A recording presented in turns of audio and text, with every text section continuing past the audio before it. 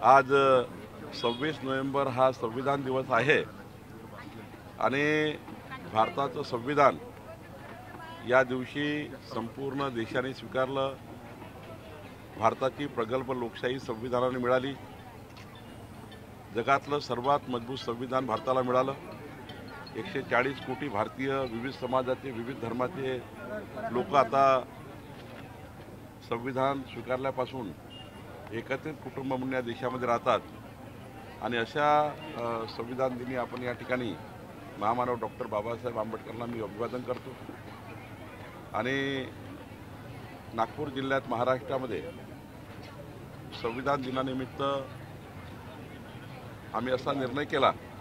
माननीय मुख्यमंत्री देवेंद्र फडणवीसजींनी सूचना दिली की संविधानाची जी प्रत आहे ही प्रत नागपूर जिल्ह्याच्या नागपूर शहरात आणि महाराष्ट्रातल्या प्रत्येक घरी जावी। संविधानाची उद्देशिका ही आम्ही प्रत्येक घरी देण्याचा निर्णय करतो आहे। विद्यार्थ्यातील शाळेतील विद्यार्थ्यांना सुद्धा जी संविधानाची उद्देशिका आहे ती आम्ही घरोघरी पोहोचवणार आहे, जेणेकरून विद्यार्थ्यांना आणि जनतेला संविधानाबद्दलचं त्या ठिकाणी संपूर्ण माहिती त्या ठिकाणी असली पाहिजे म्हणून आम्ही निर्णय केलेला आहे। प्रचाराचा दौरा आहे तुमचा, आज गृहभेटी आणि लोकसभा। मी आज नरखेड, काटोल, कळमेश्वर, सावनेर आणि खापा या 5 नगरपालिकेला जातो आहे। सकाळी आज मी महादुला नगरपालिकेला आलो आहे। मला विश्वास आहे की नागपूर जिल्ह्यात, विदर्भामध्ये आणि महाराष्ट्रामध्ये 2/3 बहुमताने 51% मतं घेऊन महायुती जिंकेल। आदित्य ठाकरे महाजन आणि खडसे यांच्या वादात माझं सँडविच होत असल्याचं रक्षा खडसे यांनी वक्तव्य केलेलं आहे। आता काही त्यामध्ये रक्षाताई काय बोलल्या मला माहिती नाही, आपण सांगताय। पण शेवटी कधी पारिवारिक संबंध असल्यामुळं त्यांना कधी असं होतं की बाबा रक्षाताई आता खडसे साहेबांची सूनबाई आहे, त्यामुळं थोडं असं नेहमी बघण्यात जातं। पण मला वाटतं की रक्षाताई ह्या प्रगल्भ आहेत। रक्षाताई कधी परिवारवाद त्या ठिकाणी करत नाही। गिरीश भाऊसुद्धा या ठिकाणी कधी त्यांना असं क्रिटिसाईज करत नाही। मला असं वाटतं की काहीतरी गैरसमजातून हे कोणतरी विधान केलं असेल। मुंबईमधले जे उभाटाचे नेते आहेत, सर्व नेते, मोठे नेते प्रचार करतायत। महाविकास आघाडीचे नेते, काँग्रेसचे तुरळक नेते सोडले तर प्रचारात दिसून येत नाही, फरक दिसत आहे दोन्ही आघाड्यांत। 2029 मध्ये काँग्रेस पार्टी किंचित होणार आहे। देशातली सर्वात लहान पार्टी काँग्रेस असणार। काँग्रेसमध्ये विसंवाद आहे, म्हणजे कोणी कोणाशी बोलायला तयार नाही, कोणी नेते एकामेकाचं तोंड पाहायला तयार नाही। आणि त्यामुळं जेव्हा तुमचा संवाद तुटला, जेव्हा विसंवाद तयार झाला, तेव्हा परिवार असो की घर असो की फॅमिली असो की पक्ष असो, तो तुटणारच आहे। कार्यकर्त्याला काय वाटतं, कुठल्याही कार्यकर्त्याला वाटतं की आपल्या नेत्याशी आपण जोडलं गेलं पाहिजे, आपल्या नेत्यांनी आपल्याशी रोज त्या ठिकाणी आपल्या जीवनामध्ये उभं राहिलं पाहिजे। आज काँग्रेस पार्टीच्या कार्यकर्त्याच्या मागे महाराष्ट्रातला कुठलाही काँग्रेसचा नेता उभा नाही। कार्यकर्ता वाऱ्यावर सुटलेला आहे, कार्यकर्त्याला कोणी विचारायला तयार नाही।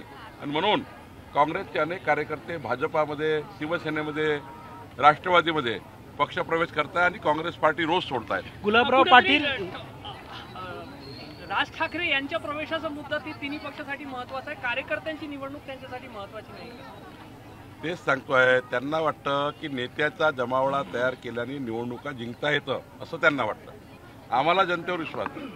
जनतेच्या कामाकरता आम्ही जर आमचं आयुष्य दिलं, जनतेचे प्रश्न सोडवले, तर जनता ही मतदाराच्या माध्यमातून आमच्यासोबत उभी राहते। या महाराष्ट्राच्या जनतेने 3,18,00,000 मतं देवेंद्र फडणवीस सरकारला दिले। कारण काय आहे की जनतेला माहिती आहे की मोदीचं सरकार, देवेंद्र फडणवीसचं सरकार आलं तर डबल इंजिन सरकारच महाराष्ट्राचा विकास करू शकतं। आणि महाजुलाच्या जनतेला माहिती आहे की ते नगराध्यक्ष भाजपचा आला तरच केंद्र सरकार, राज्य सरकार आणि महाजुला नगरपालिका हा विकास करू शकतो। म्हणून जनतेचा विश्वास हा विकासावर आहे। गुलाबराव पाटील म्हटले की आमच्याकडे नगर विकास खातं आहे, 1 तारखेला बाहेर झोपा लक्ष्मी येणार आहे।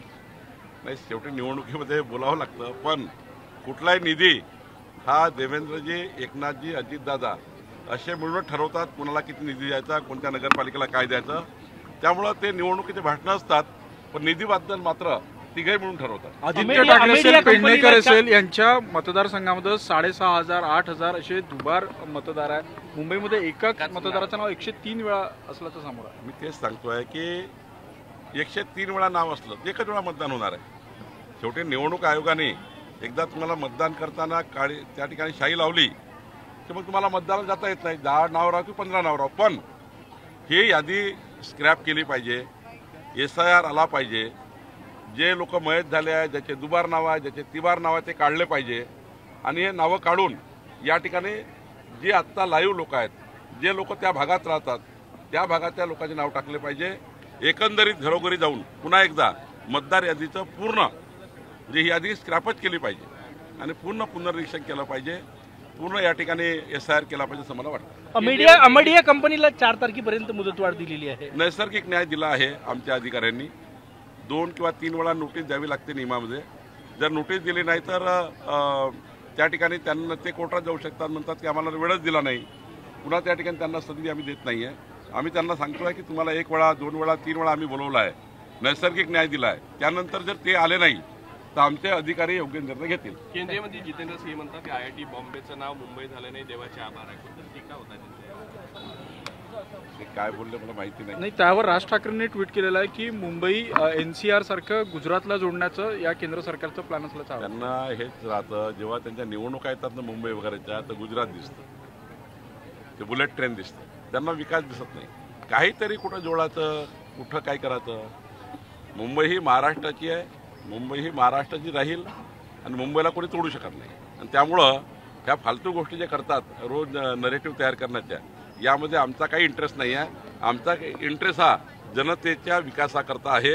आम्ही जनतेचा विकास घडवू आणि महाराष्ट्रामध्ये विकसित महाराष्ट्राचा संकल्प राबवू. भाजपच्या सगळ्या प्रचार सभांमध्ये आता इथे महिला अग्रेसर आहे, लाडक्या बहिणी अग्रेसर आहे, हिरिहिरीनं भाग घेत आहे, प्रचारातही उतरलेले आहे. लाडक्या बहिणी 2.5 कोटी लाडक्या बहिणीसाठी महाराष्ट्र सरकारने, जसं छत्तीसगड सरकारने, मध्य प्रदेश सरकारने मजबूतीने 25 वर्ष योजना सुरू ठेवली आहे.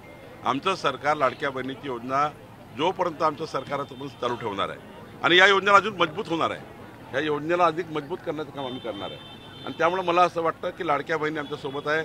शेतकरी ज्यांना आम्ही वीज बिल माफ करतो आहे ते आमच्यासोबत आहे.